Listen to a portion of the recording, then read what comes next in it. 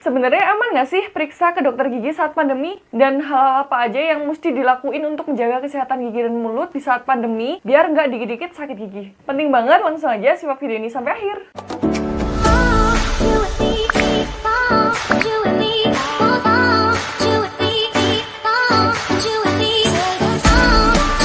Assalamualaikum semuanya, selamat datang lagi di channel Rani Givanda. Sebelum kita mulai videonya, aku saranin buat temen-temen yang mau terhindar dari masalah gigi dan mulut dan mau tahu apa aja solusinya, pastiin buat klik tombol subscribe di sini, bunyi loncengnya biar channel ini makin bermanfaat. Dan buat teman-teman yang pengen lebih intens buat diskusi tentang masalah gigi dan mulutnya, teman-teman bisa banget buat join grup Facebook Tanya Dokter Gigi Muda. Linknya ada di description box. Dan please banget simak sampai akhir video ini dan jangan skip videonya biar informasi yang aku sampaikan bisa diterima secara utuh, nggak setengah-setengah, dan nggak menimbulkan kesalahpahaman. Jadi langsung aja, ini dia videonya.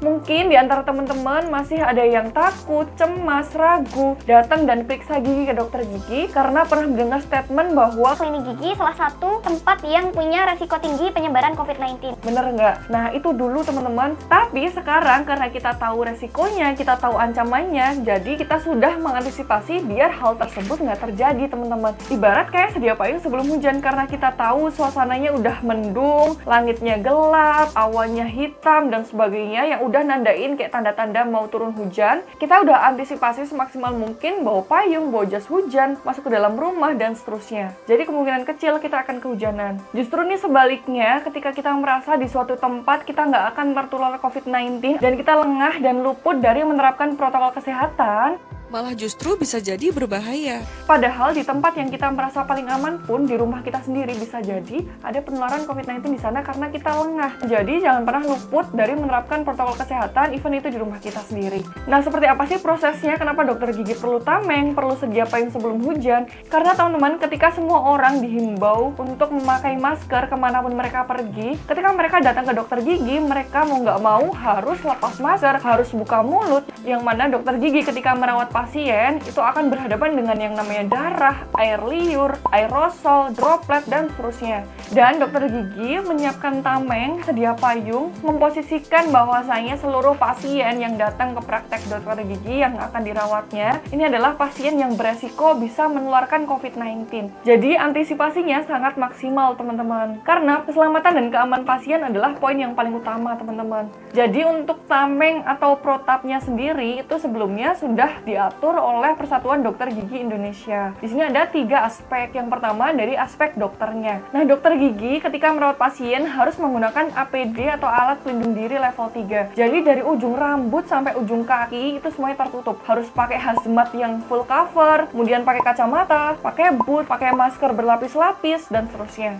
Jadi parahnya nih, naudzubillah min dzalik, ibarat si dokter gigi ini pun OTG, dia tidak akan menularkan virus tersebut ke pasien karena seluruhnya udah tertutup, teman-teman. Jadi penggunaan APD tersebut untuk keamanan kedua belah pihak, keamanan pasien terutama, kemudian keamanan dokternya sendiri. Dan ketika kondisi dokter gigi tersebut kurang fit atau ada tanda dan gejala yang menandakan ke arah COVID-19, dokter gigi tersebut tidak boleh berpraktek untuk sementara waktu, teman-teman. Aspek yang kedua dari segi pasiennya. Ketika nanti teman-teman punya keluhan tentang gigi dan mulut dan pengen memeriksakan gigi ke dokter gigi, sebelumnya teman-teman perlu melakukan telemedicine terlebih dahulu atau konsultasi online dengan klinik atau dokter gigi yang akan teman-teman tuju. Nah, di telemedicine tersebut teman-teman bisa berkonsultasi tentang masalah gigi dan mulut teman-teman. Sekiranya diperlukan perawatan, nantinya teman-teman akan menjalankan screening terlebih dahulu. Jadi diberikan kuesioner berupa pertanyaan-pertanyaan tentang riwayat kesehatan, kondisi teman-teman, dan seterusnya. Setidaknya dengan screening ini dokter gigi bisa menilai pasien yang mempunyai gejala mengarah ke COVID-19, dan ketika tidak ditemukan gejala, tidak ada indikasi yang mengarah ke COVID-19,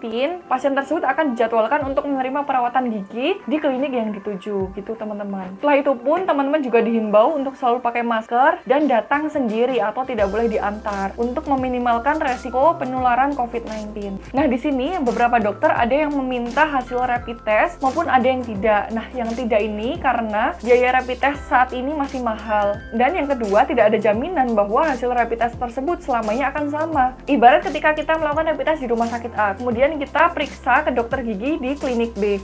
Nah, di sini kita tidak bisa menjamin ketika dalam perjalanan atau dalam proses menuju ke klinik dokter B, ini si pasien tidak terpapar COVID, alias hasil rapid test yang tadinya negatif itu tidak benar-benar negatif. Jadi, ada beberapa yang memang tidak memerlukan rapid test seperti itu, teman-teman. Nah, nantinya ketika teman-teman sudah sampai ke klinik, juga akan di-screening lagi. Setelah di-screening, teman-teman akan dicek suhunya dengan termogan. Nah, ketika suhu badan teman-teman itu di bawah 37,3 atau suhu normal, teman-teman bisa melanjutkan perawatan. Nah, setelah masuk ke ruang perawatan pun teman-teman harus cuci tangan menggunakan sabun. Nah, setelah itu teman-teman juga akan diberikan obat kumur preprosedural, salah satunya adalah povidone iodine, karena povidone iodine ini terbukti 99,99% dapat melawan virus COVID-19 berdasarkan penelitian dari NUS tahun 2020 kemarin. Nah, yang ketiga adalah aspek tempat, yang mana ruang perawatan harus didesinfeksi setiap pergantian pasien. Jadi makanya di sini ada penjadwalan, pasien diberikan jarak tuh kedatangannya, jadi ada space waktu antara pasien pertama dan pasien kedua. Nah, di sana akan dilakukan terlebih dahulu desinfeksi setiap pergantian pasien pada seluruh permukaan yang dirasa terpapar oleh aerosol maupun droplet dari pasien yang sebelumnya. Yang mana kayak alat-alat yang digunakan, seluruh perlengkapan kursi gigi, lantai, meja, kursi, maupun ruang tunggu itu seluruhnya akan disterilkan. Kalau di ruang tunggu biasanya 4 jam sekali, kalau di ruang praktek ini setiap ganti pasien. Dan juga untuk ruang praktek dokter gigi harus punya sirkulasi udara yang bagus. Dan ketika pasien selanjutnya datang, seluruh ruangan itu sudah steril atau zero infection. Jadi bisa memberikan keamanan dan keselamatan untuk pasien sebagai poin utama gitu, teman-teman. Nah, di masa pandemi ini kan kita banyak yang WFH, banyak yang mager, nonton drama. Nah, di sela-sela itu kan kita pasti makin banyak makan makanan karbohidrat, makanan yang manis, ngemil, dan seterusnya, yang bisa menambah masalah di rongga mulut kita. Apa aja hal-hal yang mesti dilakuin buat menjaga kesehatan gigi dan mulut di masa pandemi? Nah, yang pertama, yang paling wajib, yang mungkin teman-teman anggap sepele adalah membersihkan gigi. Dengan cara menyikat gigi 2 kali sehari, teman-teman. Bukan pada saat mandi, tapi pada pagi hari setelah sarapan, dijarain kurang lebih 15-30 menit, dan malam sebelum tidur. Yang mana malam sebelum tidur adalah yang paling utama atau kuncinya, jadi nggak boleh di-skip sama sekali.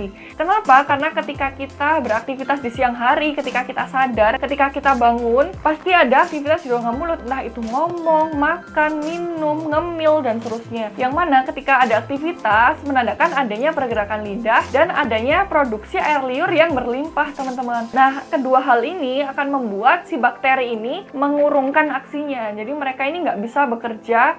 Sedangkan di malam hari ketika kita tidur, kan kita nggak ada nih aktivitas di rongga mulut kan. Jadi nggak ada pergerakan lidah, produksi air liur menurun. Nah, ketika bangun tidur kan kita haus ya, teman-teman. Nah, itu bisa jadi tanda bahwa rongga mulut kita itu kering atau kurang adanya produksi dari air liur. Pada saat itu, ketika kita nggak sikat gigi sebelum tidur, ketika bakteri-bakteri tersebut itu masih nempel di rongga mulut kita, di gigi kita, ya pasti bakteri tersebut akan menjalankan aksinya, teman-teman. Bikin gigi berlubang, bikin gusi meradang, bikin karang gigi, dan seterusnya. Jadi wajib banget teman-teman harus melakukan sikat gigi sebelum tidur, nggak boleh di-skip sama sekali. Yang kedua, gunain dental floss atau benang gigi. Terutama buat teman-teman yang punya gigi berjejal, yang punya gigi yang kurang rapi, buat menjangkau membersihkan gigi di sela-sela gigi, teman-teman bisa gunain benang gigi.